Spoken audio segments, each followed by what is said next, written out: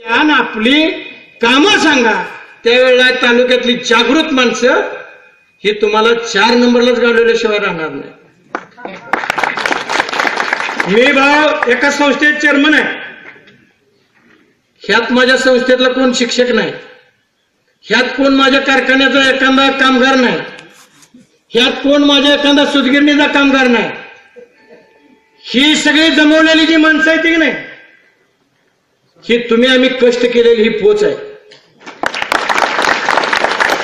आज आपल्याला अन्न कोणाला बोलता येत नाही, तर उद्या यानं एवढं काम करून जर कार्यकर्ता उभा करून जर फुटून गेला तर मी तुम्हाला कोणाला नोकरीला लावलं नाही, तुम्हाला कुठं बनणार नाही, काय नाही. पण ही खाली येते ही स्टेजवर आहे ही सोन्यासारखी माणसं भाऊ जर आपण मिळवली असली, ह्याच्यापेक्षा भाग्य काय आहे? ह्याच्यापेक्षा भाग्य काय? मग तुम्ही आम्ही जर साथ दिली आणि हे तालुक्यामधली केलेली कामाच्या दुपटीतपणानं जर काम करायचं असेल तर मित्रांनो येणाऱ्या निवडणुकीला तुमची साथ पाहिजे, देण्यात घ्या.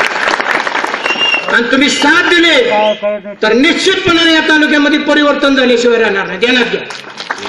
मी एकटा होतो, मी एकटा रस्त्याचं 150 कोटी आकडे सांगतोय, बंधाऱ्यात 400 कोटी सांगतोय, शाळा खोल्या अंगणवाड्या या इमारत 90% पूर्ण झाल्या सांगतोय, उघड सांगतोय छाती ठोक.